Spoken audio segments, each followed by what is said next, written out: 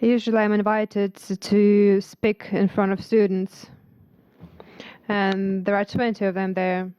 And they say, usually there are 100 sitting here, but today only 20. But we're not that superstars, but even if at least one person is interested, we should try hard anyway.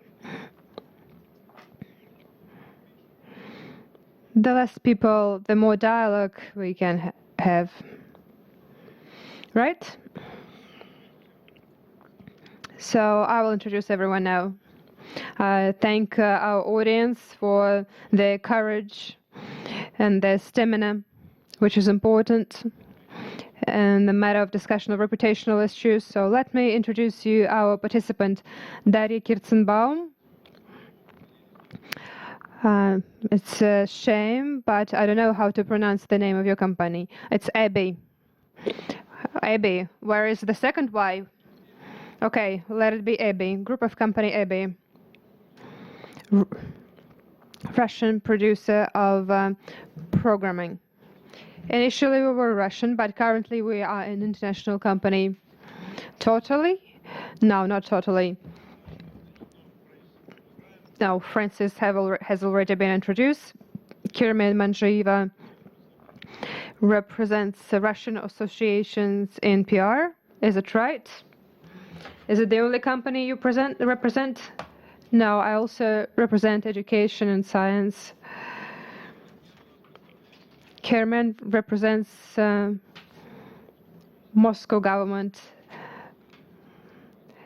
in education and science. So don't ask her about election and about power and authorities. Vitaly Rasitsyn, we had an unforgettable weekend with him in St. Petersburg on 1st of September. He represents Russian, no, it's some different association, Russian Academy of PR. Everyone knows him. He's one of the founders of Russian PR business. Alexei Kovalov from Geometry and a car agency. This is Association of Telecommunication Companies of Russia.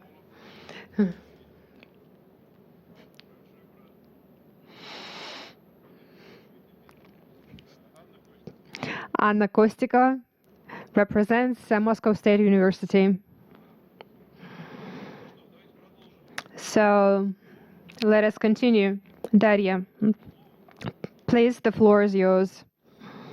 Now someone will start looking for her in Wikipedia. Darya, the floor is yours. Please start, and we will ask questions later. I represent IT company Information Technology. Our company was founded 30 years ago in Russia, and today is an international one. We are working on B2B market.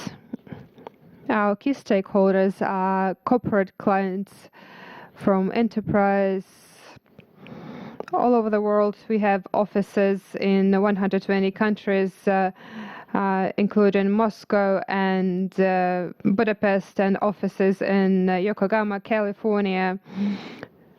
So we are very geographically diversified, including Asia and Europe.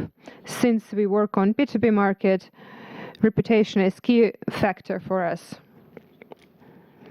And one of the key factors for starting cooperation with us for our clients, because we work in area of development of artificial intelligence, and on the other hand,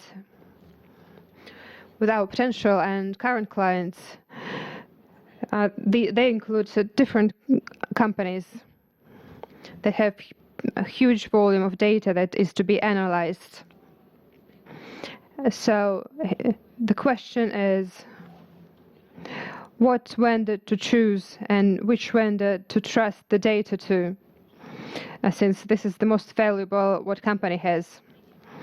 That is why making reputation is extremely important for us. It is important that clients knew about us and that they knew the proper things about us and trusted their information and their data to us.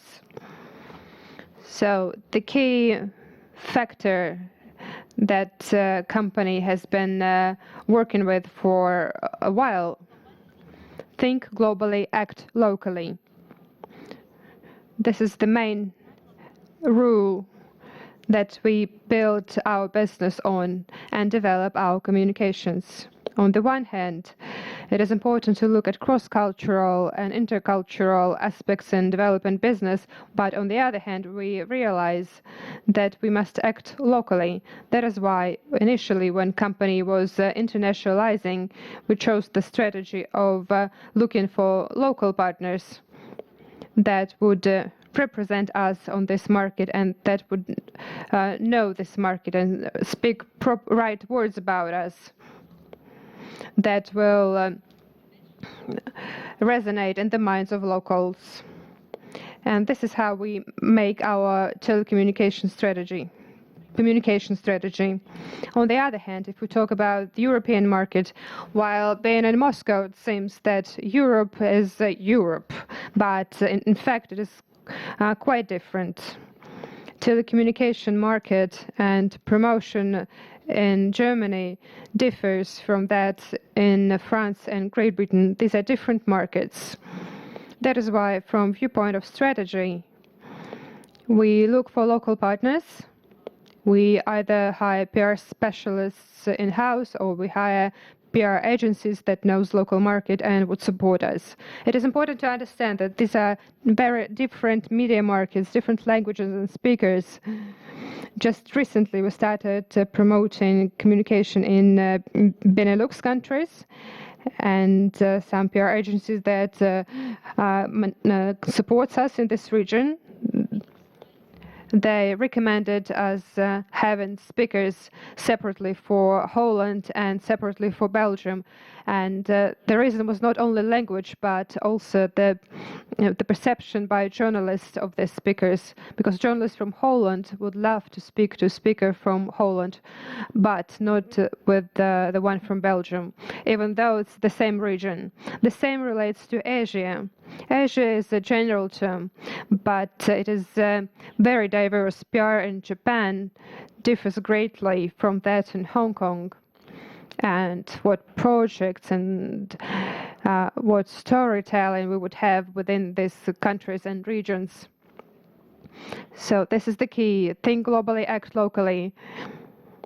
This strategy that company has been pursuing for quite a while helped us when certain political actions were happening and some geopolitical difficulties.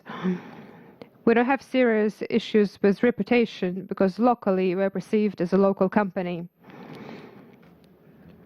that works at different markets. This was number one. The second aspect is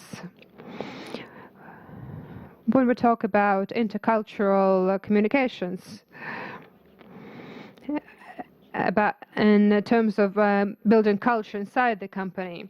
So if the company wants to exist in different cultures successfully, we should realize that everything starts from within, because a whole lots of factors affect the reputation, and any employee of the company that interacts with the outside area is the reputation carrier. He's the one who also forms reputation. If we talk about corporate business, the B2B business, it is clear that huge weight is on sales, on those people who sell and implement projects in different regions.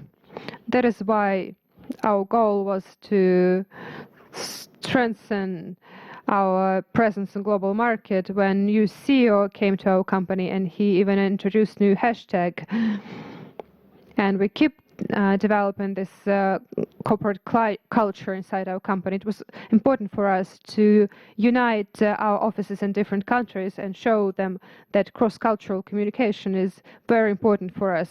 So we made a special project to integrate values, and we spread them through our employees. I should have started with this topic because I'm responsible for internal and external communications. And sometimes about this internal part, some people forget about it, even though it is hugely important. So this was to sum up. Thank you very much. So I have the following question in this regard. You said that globally, locally, international companies, many of them pursue this strategy, and it makes sense. This is a right way. Is your reputation influenced by political situation and the protection of personal data? And how you deal with this? What measures do you take?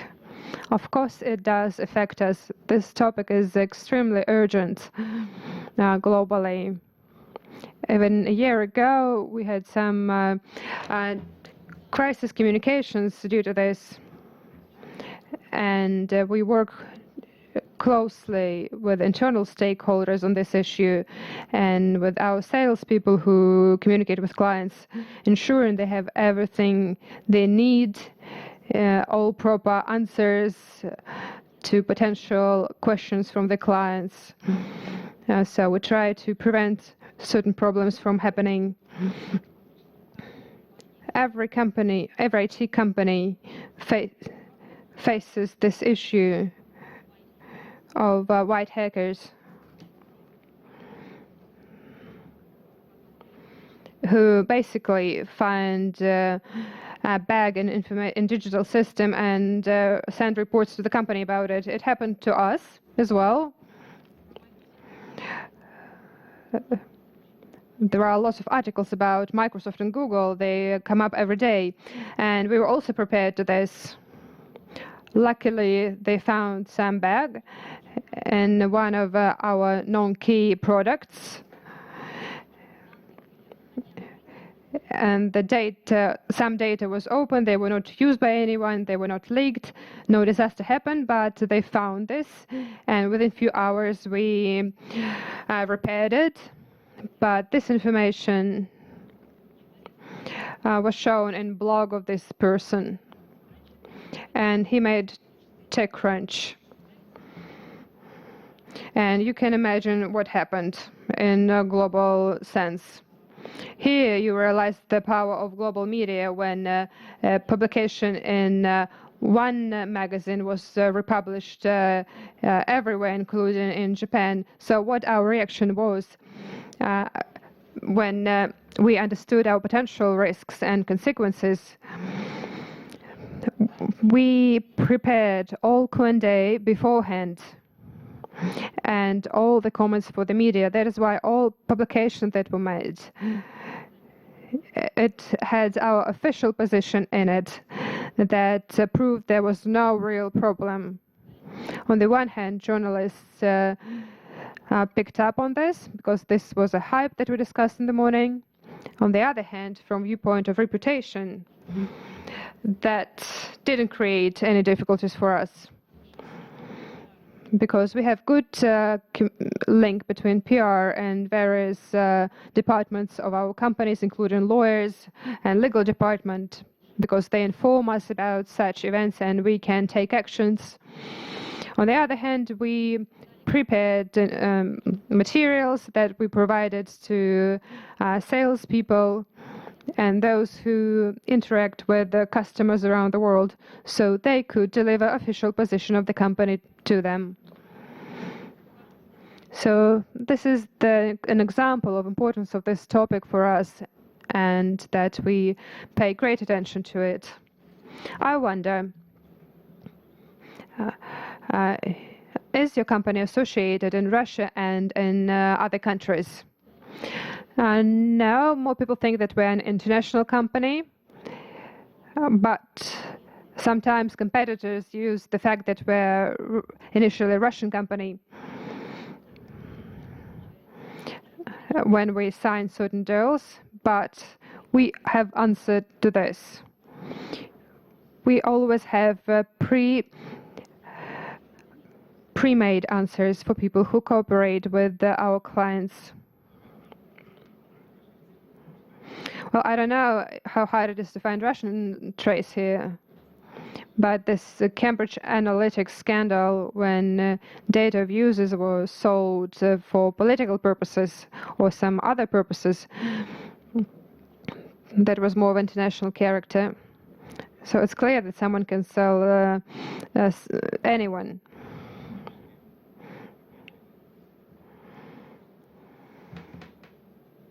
But it's clear when such situation happened to your peers, people start thinking that the same would happen to you as well. We remember the situation with the Kaspersky laboratory. It was a clear example. But still, our strategy of local presence helps us a lot. So, may I ask you a question, please? Yes, please. So you try to separate yourself from reputation of the country. And we work based on reputation on the local market and our local expertise on the market. Thank you very much. Francis, would you like to comment on this urgent issue? Or not? Going the wrong way. Whatever. Okay. Any topic. Every company has moments of crisis. It's a matter of how we respond to those moments of crisis, and that defines our reputation. And we would always make the case that when the crisis moment comes, it's important to listen to the legal director. It's also important to listen to the communications director and to have a balance of viewpoints. And it's certainly my experience looking around the world that sometimes companies' immediate reaction is the legal route, and they don't take account of how that appears in the broader scheme of things. So if I could mention the Bell Pottinger example, any comms person looking at the complaint that had been made against them would have said, this is really bad, we need to take immediate action to address this. They decided, ironically for a PR company, to rely on their lawyer's opinion, which was that they had a route out of this problem. And so we use them not just as the example of ethical standards or of how social media leaves you nowhere to hide, but also of PR people ignoring the advice they would give to their own clients. And we use it to say, just saying it was legal is not enough in this modern world in which we operate. The data issue in Cambridge Analytica, I think the impact, the clear reputational impact on Cambridge Analytica and the people connected with it, again, is a fine example of the fact that there is no hiding ground any longer, and that's a good thing. Спасибо. Thank you very much, Chairman. What about state authorities and the Moscow government? How do they deal with reputation issues? Of course, in the reputation sphere, there probably are less problems, but well, maybe you tell us about some of them. Well, Chairman has only recently started to do PR support of educational projects in Moscow, in Russia. So I think that, well, it's all been good, but maybe there are some problems that she can tell us about. Well, I actually used to be Chairman's boss, but now probably she's superior to mine. Well, when my daughter will start school, that's when I will have some importance. Well, I only recently joined the state sphere, and I can assess this reputation in these two institutions, which are similar yet different.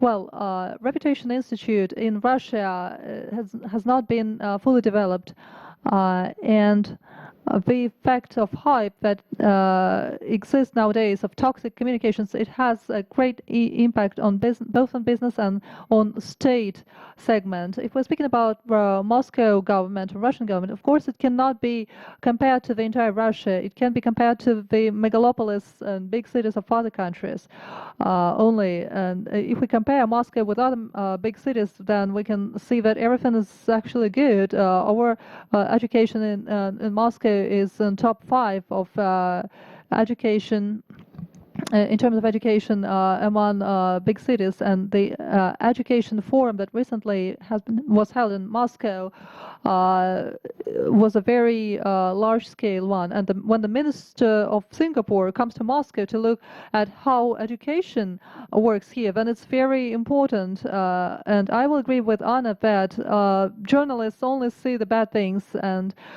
they're not interested in the good ones, thinking that they will not attract any attention, and there is no hype about it. But if we understand that there are some things that we can communicate about what we are proud of, what people working in education and being in education, inside education, what they are proud of and what they live in, I think that's very important. And I think that the most important thing here is, from my observation, is that in Russia we're not used to being proud of the results of the government, what the government does for people.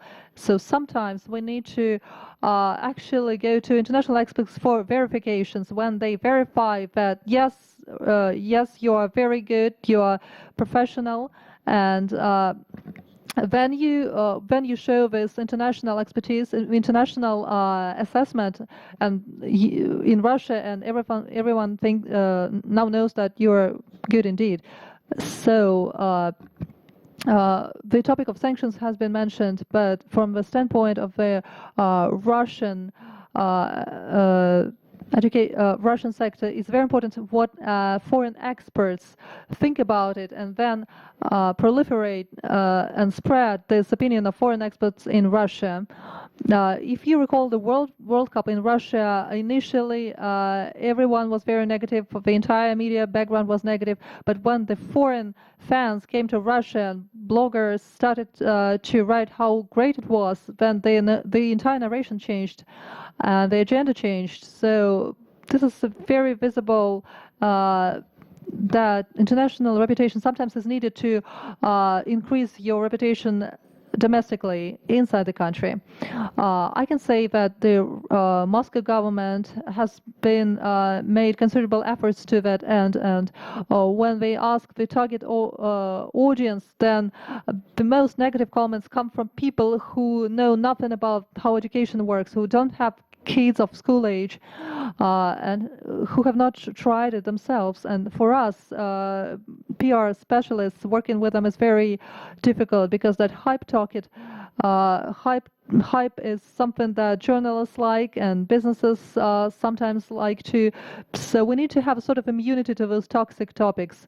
What we need to do is to work step by step, transparently and openly, and also to have this cohesion and coherence in your strategy. And in 1 or 2 years, you will be able to change and turn around this trend.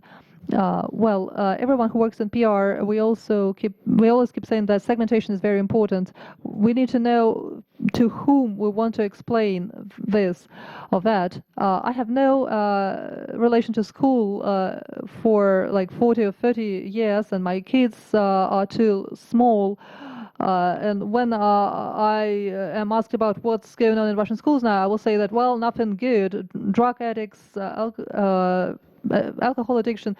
Well, you are a Muscovite, and you can see and can assess the activities of the Moscow government, but the people who have nothing to do with the Moscow government also have their own opinion. And I think that this question is very interesting, and I think that if we work with this, it will be a very interesting case to display and showcase.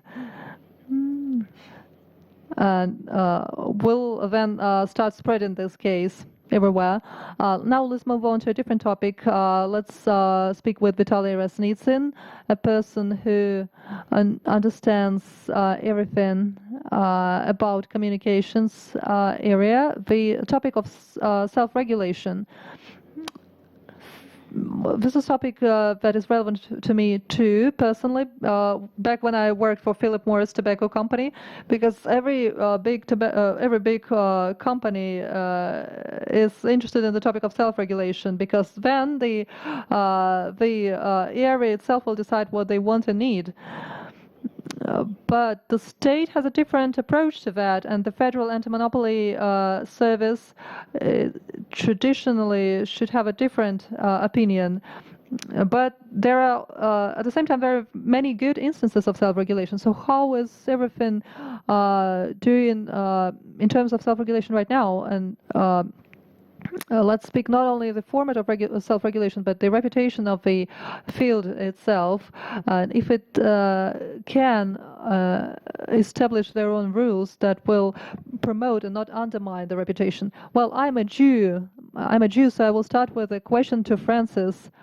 The association is called PRCA, Public Relations and Communications. So public relations, is it a part of communications, or communications are something different? So why this name?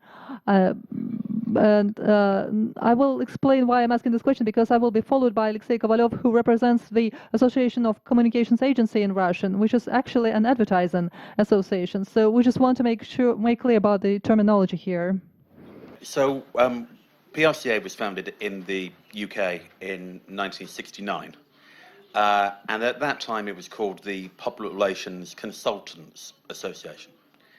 And we changed the name about 5 years ago to Public Relations and Communications, partly to reflect the fact that we didn't just represent consultants, so in-house people as well, but also to reflect how our members refer to themselves.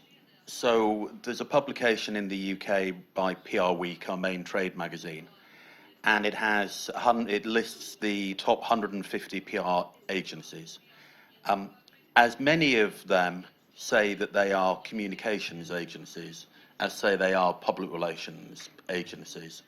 So we need to reflect the way that our industry talks about itself, and many practitioners say, as Paul Holmes said this morning, that public relations and communications aren't necessarily always the same thing.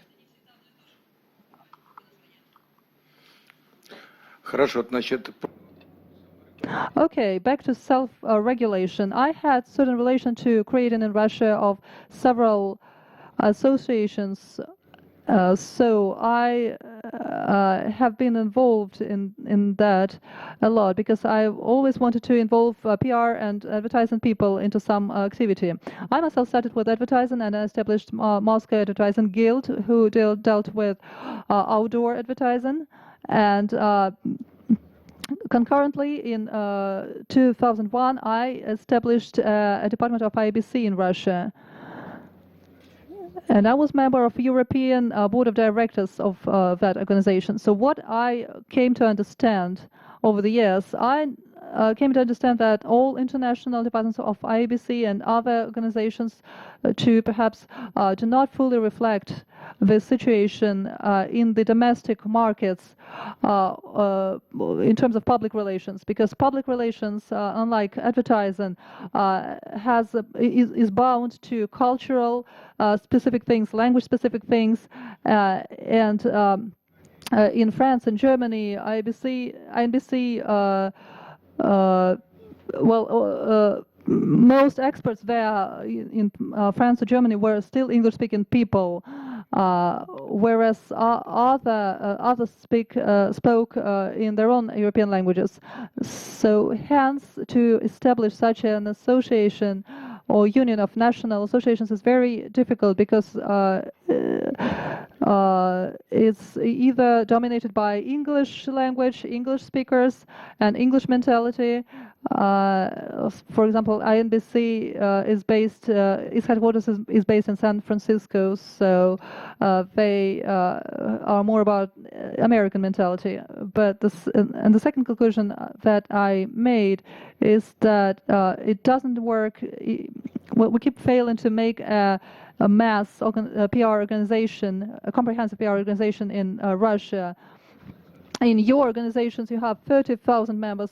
It's a very ubiquitous profession, while in Russia, in our association, we only have 150 to 200 members, while we keep graduating a lot of people with a PR degree. So why do we keep failing in this regard? Why couldn't PR become a mass profession in Russia? Because our civil society is not very highly developed. The more civil society is developed, the more it needs experts and specialists who bridge the gaps and between business and society, while now there is not a high demand for that in Russia.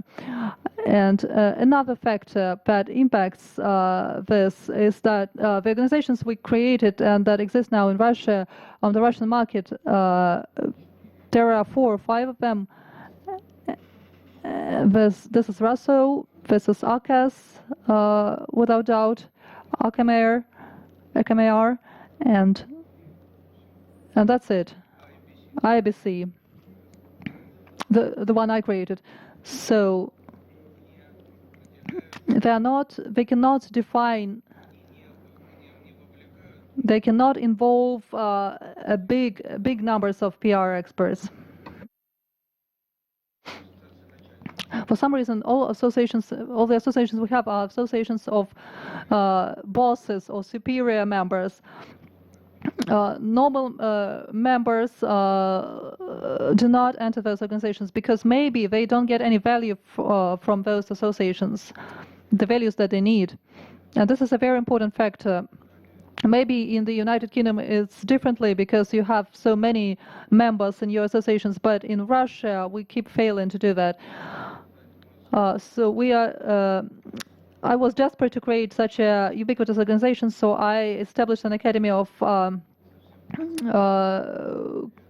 communications of very few people who are basically all heads of those associations, and we meet regularly and define a certain agenda that helps us to navigate in what's going on in the Russian market and to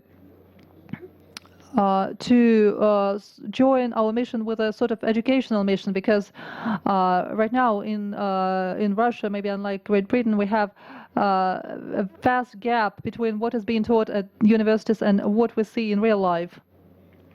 So it's no coincidence that in many agencies the percentage of in-house experts in PR is I think it's about 20% or 20 people who have this profession.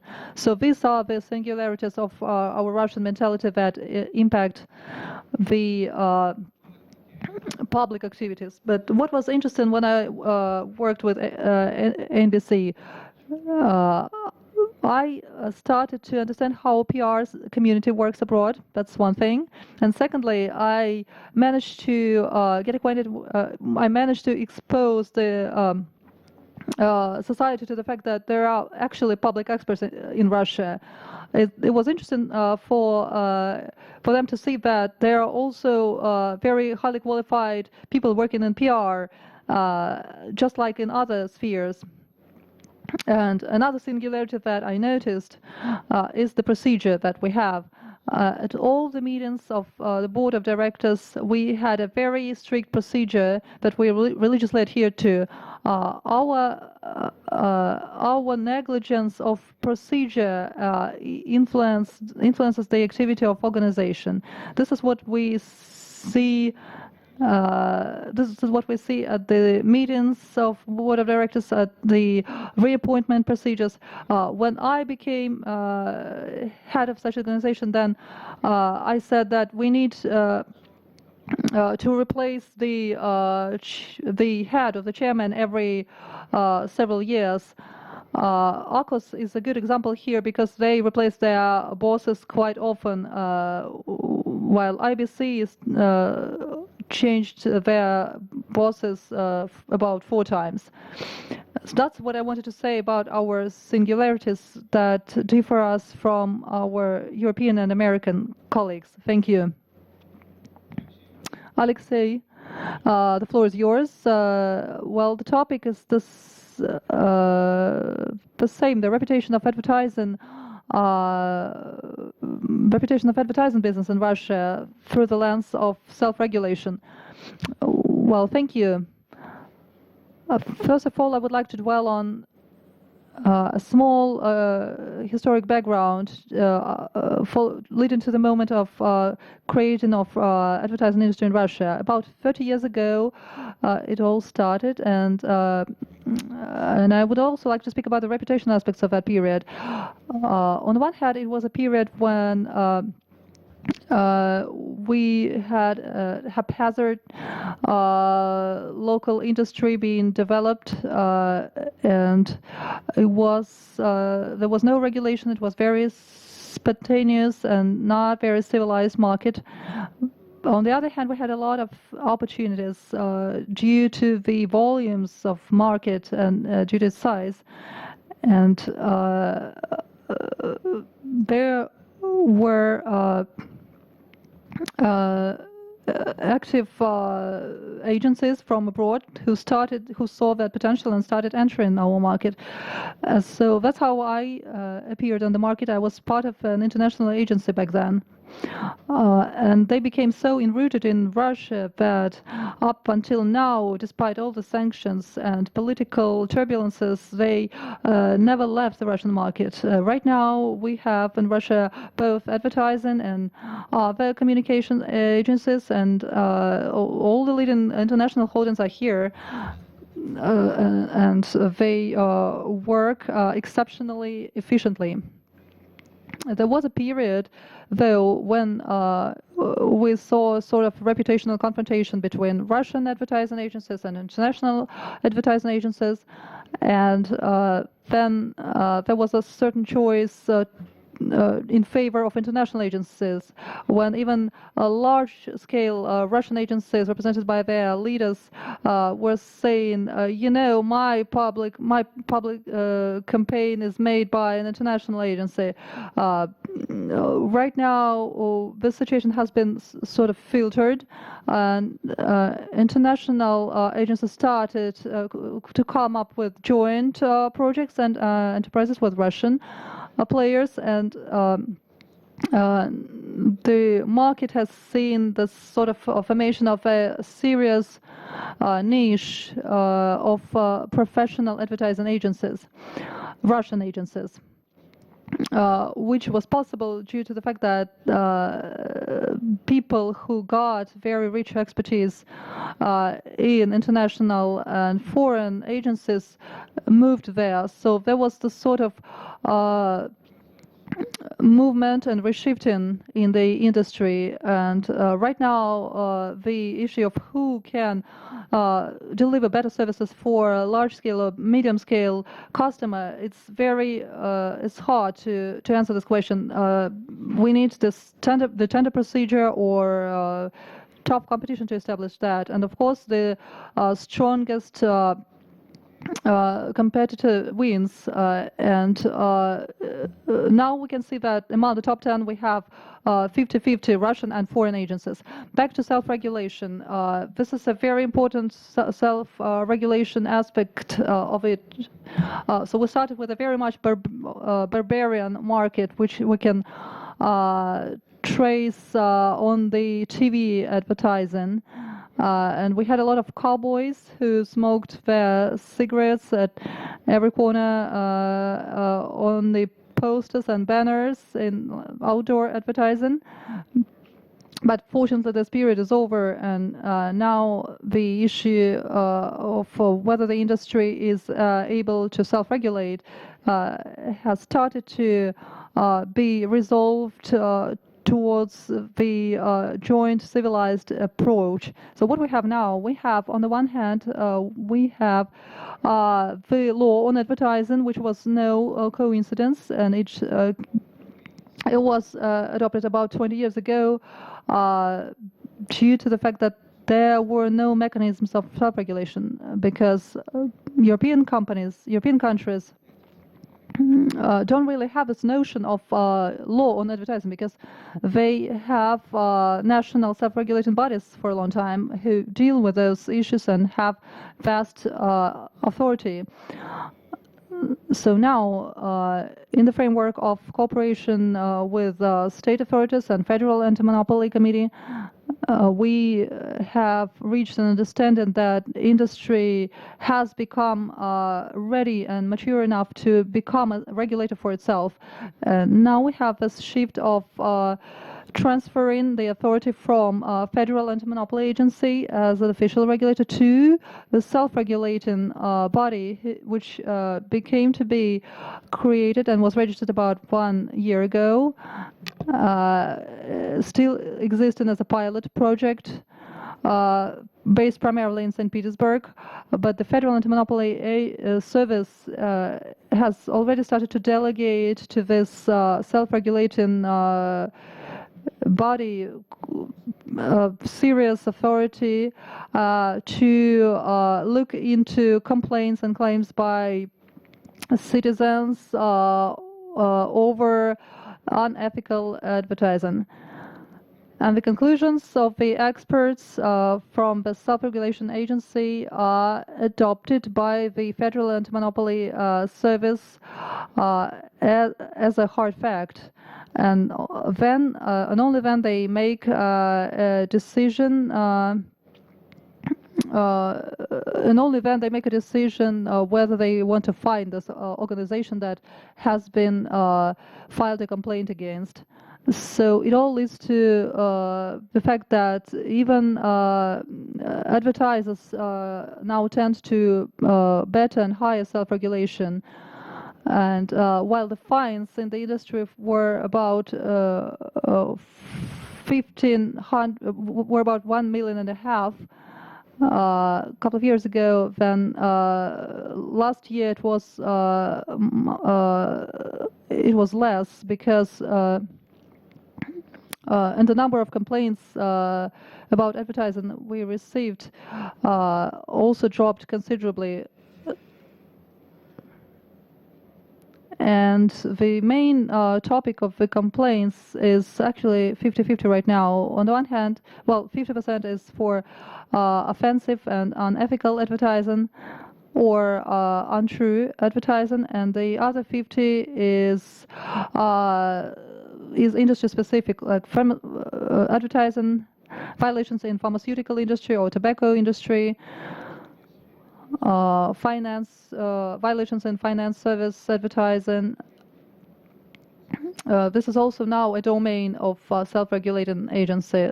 So this self-regulating agencies will be a single body, just one in Russia, and dealing in advertising, which does not include regulation in other fields of communication. So now we have the National Association of Advertising Agency, international ones, and also many organizations dealing with the internet, as well as the Russian Association of Marketing Services. Everyone is highly welcome to join the club.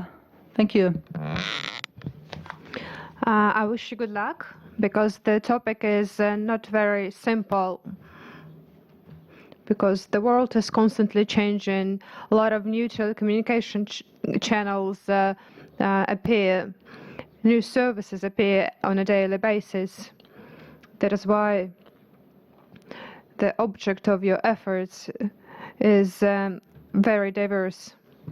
So I wish you success in your dialogue with Anti-Monopoly Agency. This will be a great input in reputation of PR industry. One of the greatest within the recent 10 to 15 years, which evolved to civilized one.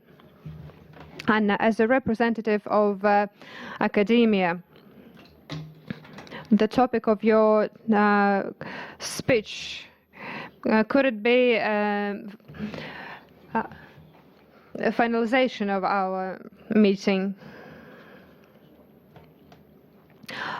We had a very interesting conversation, primarily on professional reputation.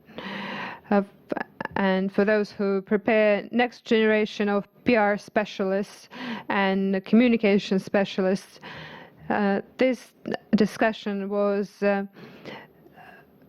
very important. It is hard and complicated, and trying to get yourself involved in the process that ministry is working on. We see that the move towards legalization of the industry has not finished yet. We're not even halfway through, and I think that's another point as to why we don't have that many associations here in Russia, because working here has not been fully legalized. Nevertheless, when in 2000 our dean decided to work on this with traditional reputation of Moscow State University, he gave this topic not to applied faculty departments, but to Department of Philosophy. So Moscow State University, and I think this will be relevant to this discussion. So in our university, there are different departments with their specifics and interests, with their own view. And of course, the remaining 3 minutes are not for presenting the philosophical standpoint of reputation, but, well, you could say it in 3 words. Yes, I agree, or maybe just with one question mark. And there are some classic types of today's tweet for this. So today we face not only generational problems in terms of perception of reputation and creation of it, but in communicational problems. Who is the subject? Who is the subject of what level of communication? What channels to choose? And what we said at the plenary session today, it directs us in that circle of problems that exists today. And today it all goes down to reputation. Because it's clear that reputation has existed not since PR was invented or since the invention of advertisement. It has existed since the very start of human civilization and human relations, but on the agenda, reputation appeared just recently, following actualization of topic of brand strategies and so on. So in this regard, reputational costs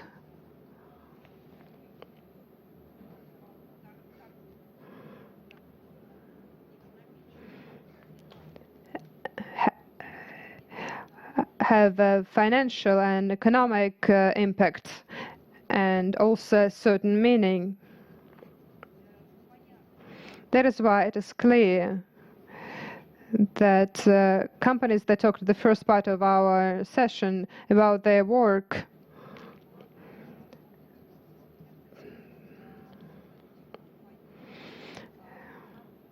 they don't always plan to work with this aspect of country's reputation, of the country that they represent fully or partly. So in this regard, in terms of education, we should work on forming of critical thinking with the theory of taking decisions. It works against specific decisions. It works with reputation. So, lack of attention towards positive content in building up reputation.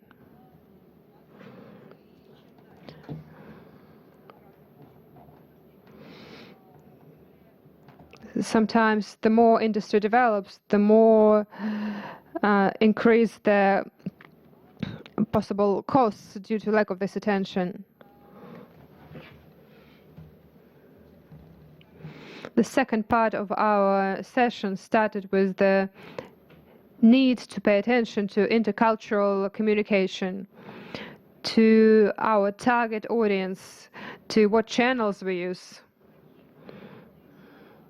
what specific words we say, because the topic of language is weaved into how we realize our ideas, including those of economic character, what words we use to announce the goal of our company, its philosophy, its mission.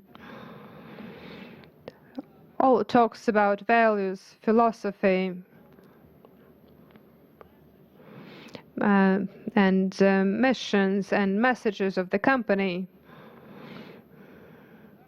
and structure of state's plan. All these talks imply very careful selection of words used. And I have to say that the analysis of the audience, and I'm not talking about specific research, but even the perception of what today's audience react to, apart from this hype thing with crossing the limits, it is hardly reflected by agents that form the reputation. That is why we have a lot of reputational expenses due to those mistakes. I'm not saying that you don't take into account young generation, those who insist on using the words of teenagers.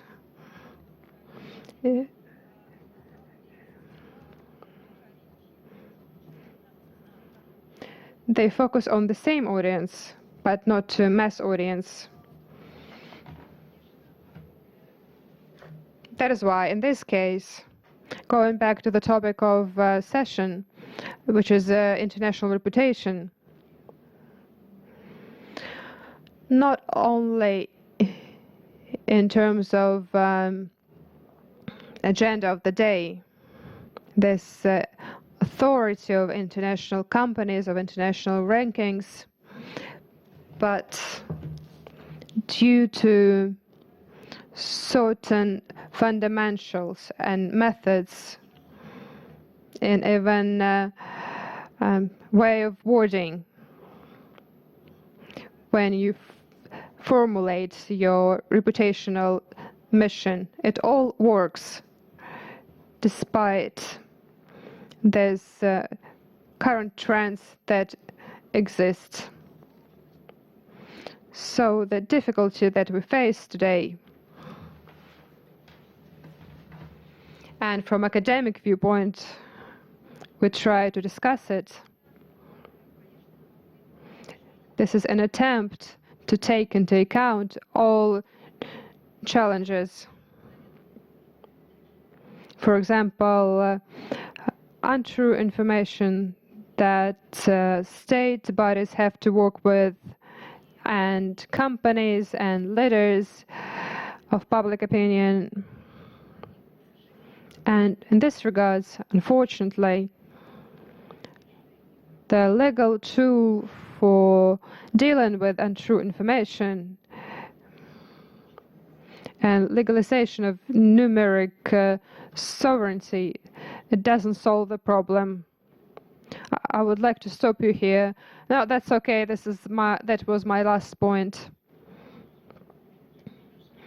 Because you initiated the discussion of such huge topic, but unfortunately we don't have much time left. So please, if you want to continue, you can do this after the session, because unfortunately now the time is up. I thank all the participants, all those who listened to us. Francis, thank you very much for doing a double job today, like myself. So thank you very much. Thank you. Goodbye.